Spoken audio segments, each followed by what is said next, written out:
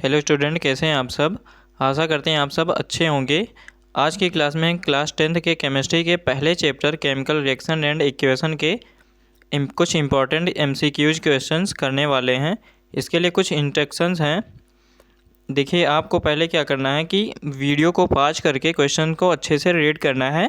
उसके बाद में इसका खुद से आंसर देने की कोशिश करना है। उसके बाद में मेरे आंसर से इसको अपना मिलान करना है। अगर आप अपने आंसर को सही पाते हैं तो बहुत बहुत बधाई हो, अपने आप को 1 मार्क्स दे सकते हैं। उसके बाद में अगर आपका आंसर गलत हुआ, आप अपने आंसर को गलत पाते हैं तो कोई टेंशन लेने वाली बात नहीं है। आज आप नया कुछ सीखेंगे। उसके बाद में अगर कुछ गलतियां होती हैं तो उनको कॉपी में नोट डाउन करते हुए चलना है, और अगर कुछ आंसर आपके सही होते हैं तो उनको लिखने की कोई आवश्यकता नहीं है। अब बाद में क्या करना है, आपको ऑनेस्टली अपने मार्क्स जो आप पाते हैं उसको कमेंट सेक्शन में ऑनेस्टली आपको बताना है। चलिए पहले क्वेश्चन से शुरुआत करते हैं। पहला क्वेश्चन क्या है उसको आपको अच्छे से पढ़ना है। उसके बाद में वीडियो को पॉज करके इसका खुद से आंसर देना है।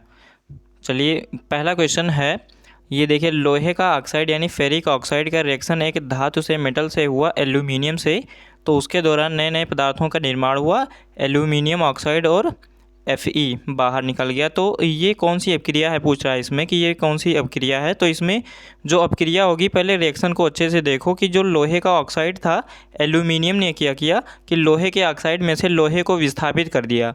तो ये एक तरह से एक विस्थापन अपक्रिया कही जाएगी। तो इसका आंसर जो होगा वो होगा विस्थापन अभिक्रिया। दूसरा क्वेश्चन कह रहा है कि लौह चूर्ण पर तनु हाइड्रोक्लोरिक अम्ल डालने से क्या होता है।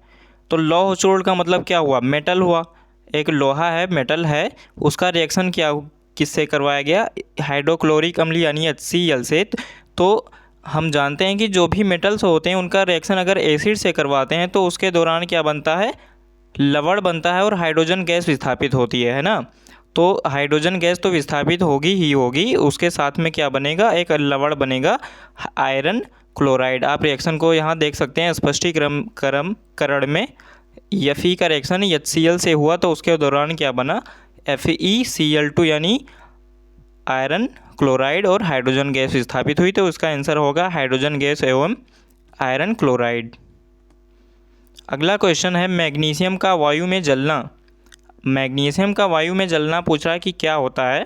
अपचयन होता है, वाष्पन होता है, ऑक्सीकरण होता है या ऊर्ध्वपातन होता है। तो रिएक्शन को इसको देखते हैं। देखो, कोई भी पदार्थ को जलने के लिए क्या होता है कि ऑक्सीजन की उपस्थिति अनिवार्य होती है। ऑक्सीजन की उपस्थिति में ही कोई वस्तु क्या होता है, जलता है। तो इसमें जो अपचयन की बात हो रही है, तो अपचयन तो होगा नहीं। देखो, अपचयन क्या होता है, अपचयन वो होता है जब हाइड्रोजन क्या हो, जुड़ रहा हो और ऑक्सीजन निकल रहा हो। लेकिन यहाँ तो उल्टा हो रहा है, यहाँ ऑक्सीजन मैग्नीशियम में जुड़ रहा है यानी ऑक्सीजन की वृद्धि हो रही है। तो यहाँ पे हम क्या बोलेंगे कि ऑक्सीकरण हो रहा है। देखो, ऑक्सीकरण उन्हें ही कहते हैं जब ऑक्सीजन का जुड़ना या हाइड्रोजन का निकलना ही क्या कहलाता है, उपचयन कहलाता है, या उसको ऑक्सीकरण भी बोलते हैं। तो इसका आंसर जो हो जाएगा वो हो जाएगा ऑक्सीकरण। चलिए अगला क्वेश्चन देखते हैं। ऊष्माशोषी अभिक्रिया क्या होती है। ठीक है, ऊष्माशोषी अभिक्रिया इसमें से कौन है।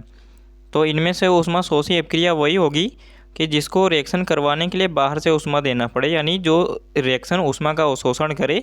ठीक है, तो इसमें ऑप्शन बी सही हो जाएगा, बा नंबर। ठीक है, सोडियम क्लोराइड अमोनियम क्लोराइड का जल में विलयन बनाना। ठीक है, तो जल में इसको जब घोलते हैं तो विलयन बनाने के लिए इसको बाहर से ऊष्मा देते हैं। तो ऑप्शन बी सही हो जाएगा।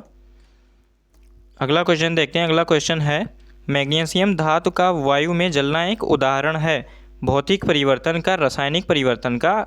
फिर है उत्क्रमणीय। फिर कह रहा है कि इनमें से कोई नहीं। देखिए, मैग्नीशियम धातु जो होती है वो वायु में जलती है तो क्या होता है कि मैग्नीशियम ऑक्साइड बनाती है। ठीक है, रिएक्शन को आप देख ले।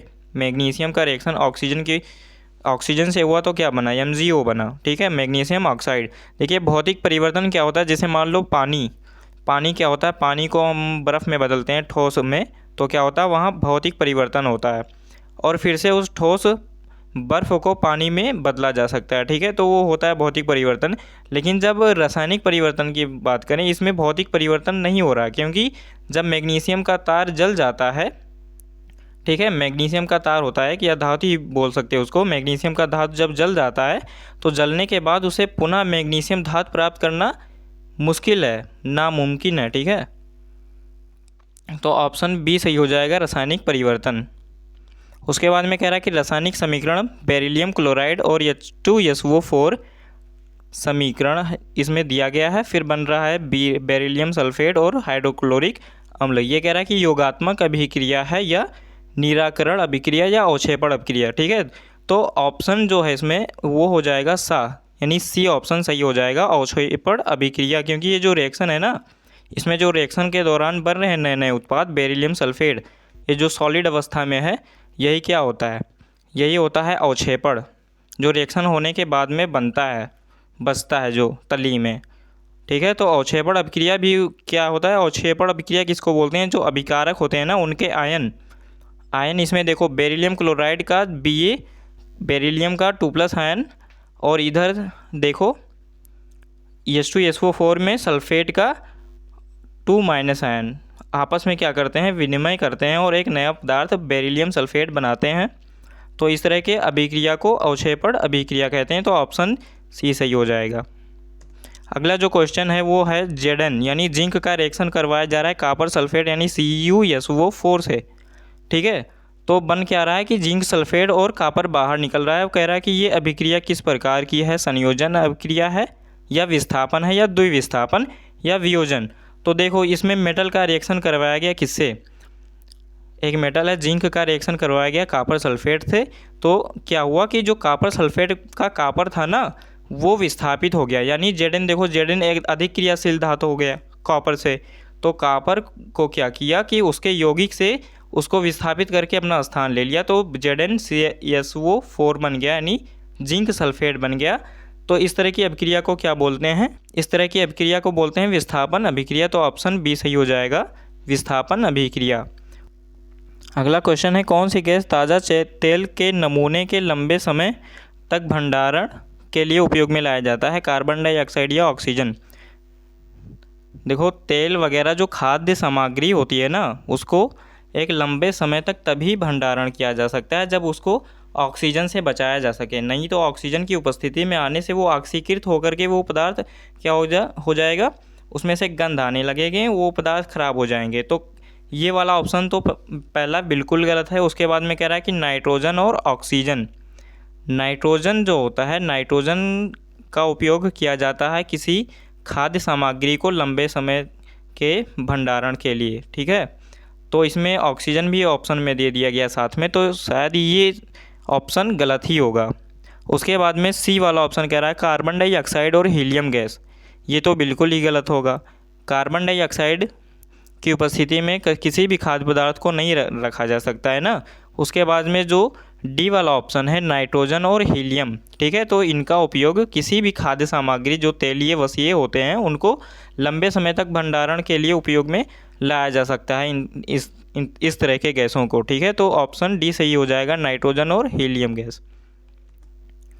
अगला जो क्वेश्चन है वो है सिल्वर नाइट्रेट के विलयन में सोडियम क्लोराइड का विलयन मिलाने पर किस पदार्थ का श्वेत अवक्षेप बनता है। ठीक है,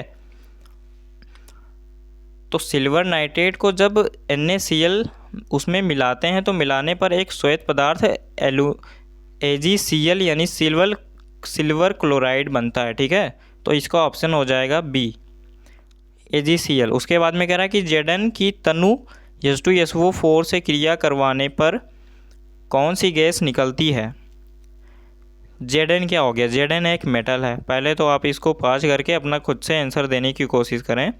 Zn क्या है, मेटल है। मेटल का रिएक्शन H2SO4 यानी एसिड से करवाया जा रहा है। तो जब भी किसी मेटल का रिएक्शन किसी एसिड से करवाते हैं तो कौन सी गैस निकलती है, हाइड्रोजन गैस निकलती है, और क्या बनता है, लवण बनता है। ठीक है, तो लवण बनेगा ZnSO4 और H2 गैस विस्थापित होगी। तो ऑप्शन बी सही हो जाएगा, H2।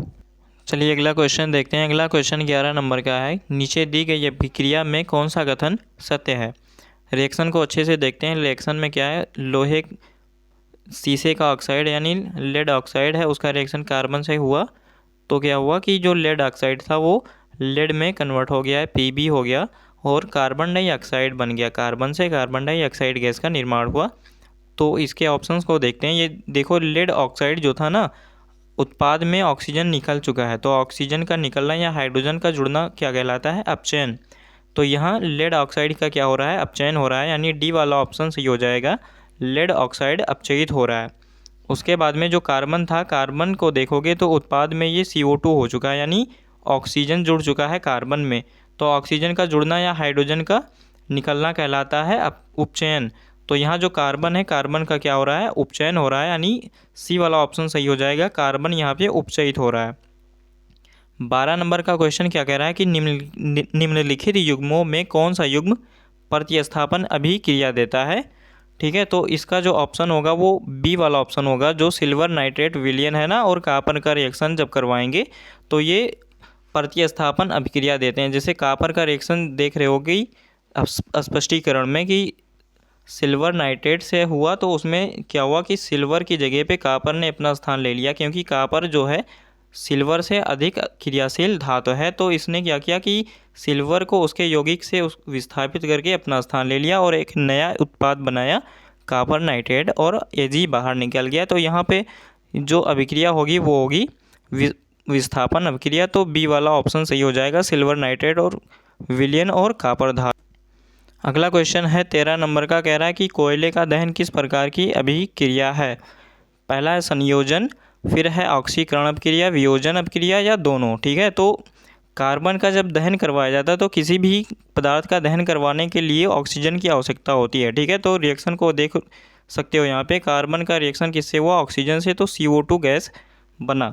तो यहाँ दो उत्पाद मिल करके एक एकल उत्पाद यानी CO2 का निर्माण कर रहे हैं। तो इस तरह से ये एक संयोजन अभिक्रिया भी होगी और ऑक्सीकरण अभिक्रिया भी हो सकती है, क्योंकि जब ऑक्सीजन का जुड़ना या हाइड्रोजन का निकलना ही क्या कहलाता है? ऑक्सीकरण या उपचयन कहलाता है। ठीक है, तो ऑक्सीजन जब कार्बन में जुड़ेगा तो CO2 बनेगा, तो ऑक्सीजन का जुड़ना ही क्या कहलाता है?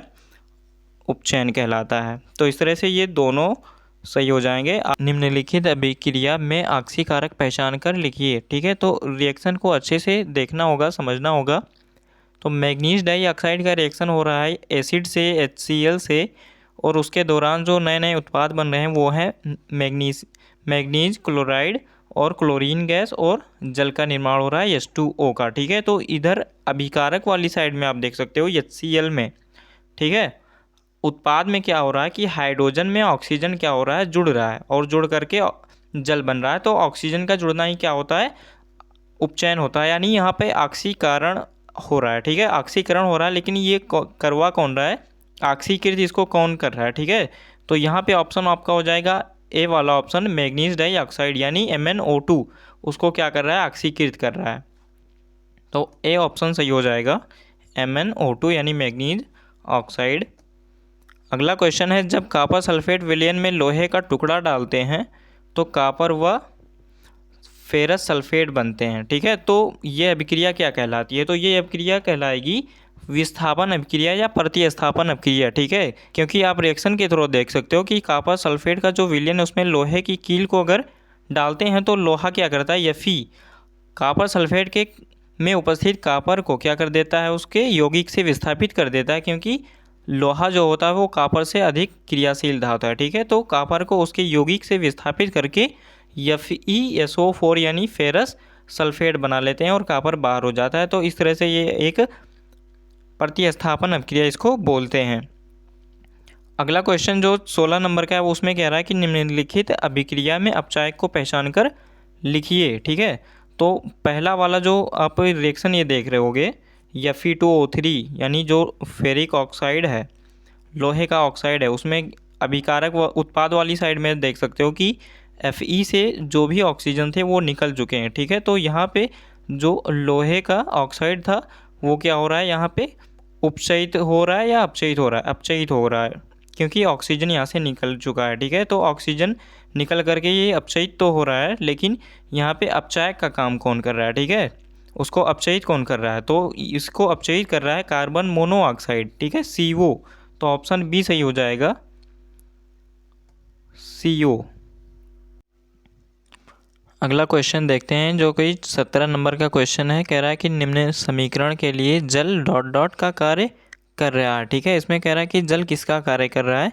तो समीकरण को पहले देखते हैं। इसमें क्या हुआ कि लोहा का रिएक्शन हो रहा है जल से, और कुछ इस तरह से Fe3O4 प्लस H2O का निर्माण हो रहा है। ठीक है, तो इसमें जो Fe लोहा था, लोहे में अभिकारक में देख सकते हो लोहा अकेला है। उसके बाद में उत्पाद में क्या हो गया कि ऑक्सीजन उसमें जुड़ रहा है, यानी लोहा क्या हो रहा है, उपचयित हो रहा है। ऑक्सीजन का जुड़ना या हाइड्रोजन का निकलना ही क्या कहलाता है, उपचयन कहलाता है।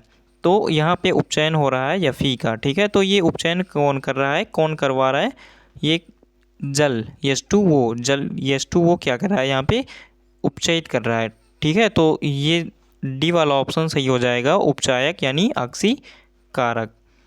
जल किसका काम कर रहा है, ऑक्सीकारक का काम कर रहा है। ठीक है, 18 नंबर का क्वेश्चन जो है वो कह रहा है कि अभिक्रिया दी गई है अमोनिया प्लस O2 और बन क्या रहा है NO और H2O, ये निम्न का उदाहरण है। ठीक है, इसमें कह रहा है कि ये विस्थापन अभिक्रिया है या संयोजन अभिक्रिया है, तो ये दोनों ही नहीं होगा, और ना ही ये उदासीनीकरण अभिक्रिया होगी। ठीक है, ये होगी रेडॉक्स अभिक्रिया, यानी उपचयन और उपचयन, जिसमें उपचयन, जिस अभिक्रिया में उपचयन और अपचयन दोनों होता है उसको बोलते हैं रेडॉक्स अभिक्रिया। ठीक है, तो इसमें उपचयन किसका हो रहा है और कैसे हो रहा है, ठीक है, ये देखते हैं।